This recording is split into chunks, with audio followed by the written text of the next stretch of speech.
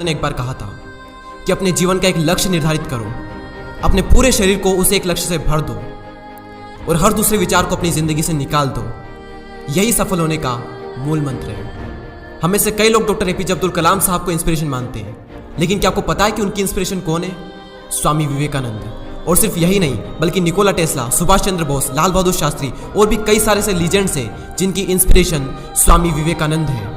आज हम स्वामी जी के जीवन की 3 कहानियां डिस्कस करेंगे और जीवन की बहुत बड़ी सीख है इन तीनों कहानियों में। पहली कहानी, एक बार स्वामी जी को नदी पार करना था और वो नदी के पास में खड़े थे। तभी एक साधु ने आकर उनसे पूछा, क्या आप ही स्वामी विवेकानंद हो? स्वामी जी ने जवाब दिया कि जी हाँ, मैं ही स्वामी विवेकानंद हूँ। तभी साधु ने पूछा कि स्वामी जी, आप यहाँ पर क्या कर रहे हो? स्वामी जी ने कहा कि मुझे नदी पार करना है और मैं नाव का इंतजार कर रहा हूँ। तभी साधु ने कहा कि तुम इतने बड़े इंसान हो, कई सारे लोग तुम्हें अपनी प्रेरणा का स्रोत मानते हैं और तुम एक नदी पार नहीं कर सकते।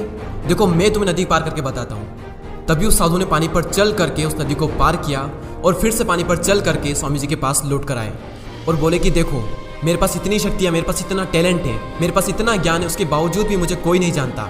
और तुम्हारे पास कोई ज्ञान नहीं, कोई शक्तियाँ नहीं, उसके बावजूद भी तुम्हें सब जानते हैं। तभी स्वामी जी मुस्कुराए और साधु से पूछा कि तुम्हें यह विद्या सीखने में कितना टाइम लगा?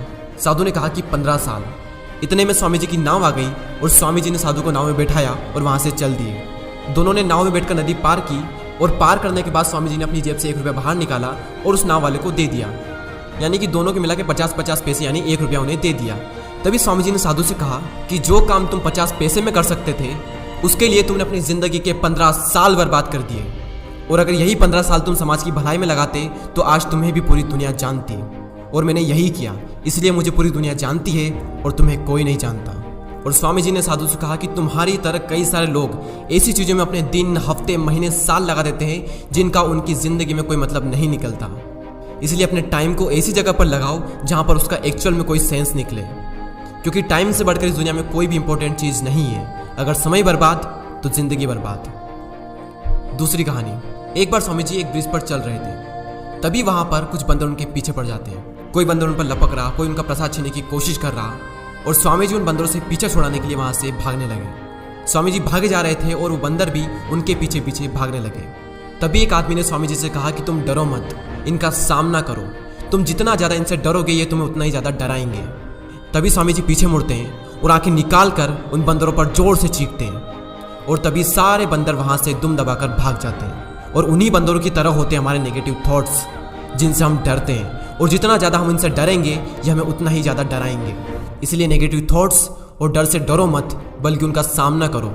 इनसे तुम जितना ज़्यादा डरोगे ये तुम्हें उतना ही ज़्यादा डराएंगे। और अगर तुम इनका सामना करते हो तो नेगेटिव थॉट्स और डर भी एक दिन तुमसे डर जाएगा। तीसरी कहानी, एक बार स्वामी जी उनके गुरु श्री रामकृष्ण परमहंस के साथ कहीं जा रहे थे। तभी रास्ते में उन्हें एक आदमी मिला जो पत्थर पर कुछ बना रहा था। तभी रामकृष्ण परमहंस जी ने पूछा कि तुम इस पर क्या बना रहे हो? तभी उस व्यक्ति ने जवाब दिया कि मैं एक राजा की मूर्ति बना रहा हूँ। रामकृष्ण जी ने पूछा कि क्या उस राजा की तुम्हारे पास में कोई तस्वीर है? तभी उस मूर्तिकार ने कहा कि नहीं, मेरे पास उनकी कोई तस्वीर नहीं है। तभी रामकृष्ण जी बोले कि अगर तुम्हारे पास उनकी कोई तस्वीर नहीं है तो फिर तुम उनकी मूर्ति कैसे बना सकते हो? तभी उस मूर्तिकार ने जवाब दिया कि भले ही मेरे पास उनकी कोई तस्वीर नहीं है, लेकिन मेरे दिमाग में उनकी स्पष्ट तस्वीर छपी हुई है। और कुछ ही देर बाद उस मूर्तिकार ने राजा की सुंदर मूर्ति बनाई भी। और स्वामी जी ये सारा दृश्य अपनी आंखों से साफ देख रहे थे। और तभी उन्हें अपने कुछ सवालों का जवाब मिल गया कि अगर कोई भी इंसान अपनी जिंदगी में कुछ भी पाना चाहता है तो उस मुकाम की या फिर उस चीज़ की तस्वीर उसके माइंड में एकदम क्लियर होना चाहिए। तो दोस्तों, उम्मीद करता हूँ कि आपको ये तीनों कहानियाँ पसंद आई होगी। इसी तरह के और भी वीडियोस को देखने के लिए सब्सक्राइब करके बेल आइकन को प्रेस करें। मैं मिलता हूँ आपसे अगली वीडियो में। जय हिंद, जय भारत।